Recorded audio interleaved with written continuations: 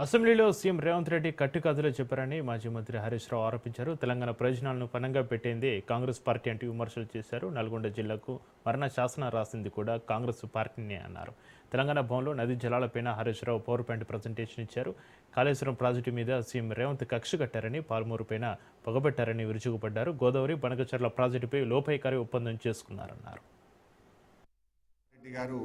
కట్టుకథలను రేవంత్ రెడ్డి గారు పిట్ట కథల్ని చెప్పేటువంటి ప్రయత్నం చేశారు.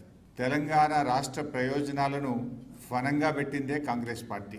నీటి హక్కులు పొందే విధంగా ప్రాజెక్టులు నిర్మించిన చరిత్ర బీఆర్ఎస్ పార్టీది. కాంగ్రెస్ ద్రోహాలను, కాంగ్రెస్ చేసినటువంటి తప్పులను, నిన్న శాసనసభలో వాళ్ళు మాట్లాడినటువంటి అబద్ధాలను, ఇలా తెలంగాణ నీటి హక్కులు కాపాడడానికి గౌరవనీయులు తొలి ముఖ్యమంత్రి కేసీఆర్ గారు చేసినటువంటి కృషిని ఆనాడు 1956 కంటే ముందు హైదరాబాద్ రాష్ట్రంగా తెలంగాణ ఉండేది.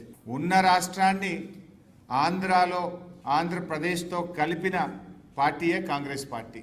ఇలా కాంగ్రెస్ పార్టీ నాయకులు మాట్లాడుతూ ఉంటే నవ్వు వస్తూ ఉంది.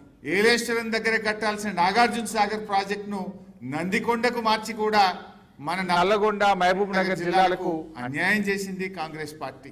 ఇలా వాళ్ళు నీళ్ళ గురించి మాట్లాడుతున్నారు. 600 కిలోమీటర్ల గోదావరి, 300 కిలోమీటర్ల కృష్ణానది ప్రవహిస్తున్నటువంటి ఈ ప్రాంతంలో తాగునీటికి, సాగునీటికి గోసపడే పరిస్థితి వచ్చిందంటేనే 60 ఏళ్ళు ఈ రాష్ట్రాన్ని పాలించినటువంటి కాంగ్రెస్, తెలుగుదేశం పార్టీలు ఇలా తెలంగాణకు నంబర్ 1 విలనే కాంగ్రెస్ అని మొదటి నుంచి కేసీఆర్ గారు చెప్తున్నటువంటి మాటలు ఇలా అక్షర సత్యమైనవి. నాడు అట్ల ద్రోహం చేస్తే రేవంత్ రెడ్డి ప్రభుత్వం వచ్చిన 2 ఏళ్లలోనే కృష్ణా ప్రాజెక్టులు కేఆర్ఎంబీకి అప్పచెప్పితామంటారు.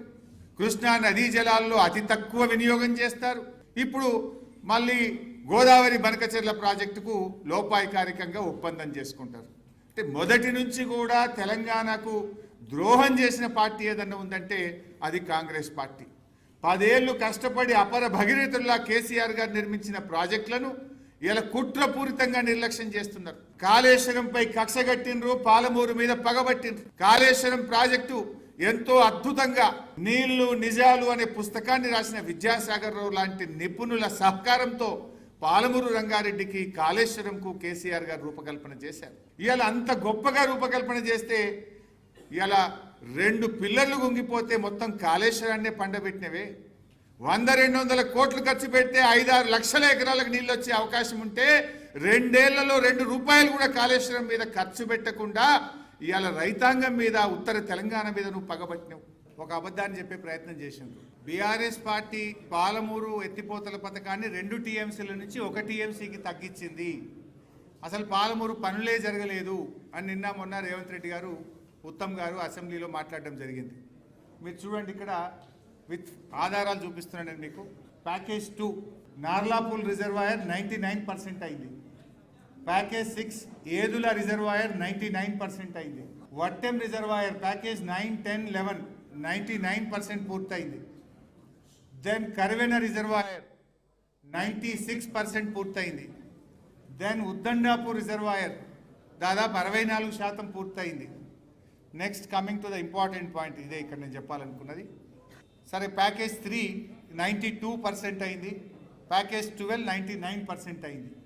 యాక్చువల్గా ఈ ప్యాకేజ్ 3 ఏదైతే 92% అయిందో, ఈ 92% ఈ 2 ఏళ్ల కాంగ్రెస్ పాలనలో 8-10% పూర్తి చేస్తే 50 టీఎంసీల నీళ్లు నిలుపుకునే అవకాశం ఉండే. 50 టీఎంసీ ఆఫ్ కృష్ణా వాటర్. అంటే ఎందుకు మీరు చూడండి, నార్లాపూర్ ఫస్ట్ది 6.40 99% అయింది. ఏదులా 99% అయింది. వట్టెం 99% అయింది. కర్వెన 99% అయింది. పెండింగ్ ఏమున్నదంటే ఈ లింక్ 3లో కొద్దిగా బండి వచ్చి పని ఆగింది. 2 కిలోమీటర్ల కాలువ తవ్వి ఉంటే 50 టీఎంసీల నీళ్లు నిలుపుకునే అవకాశం ఉండే.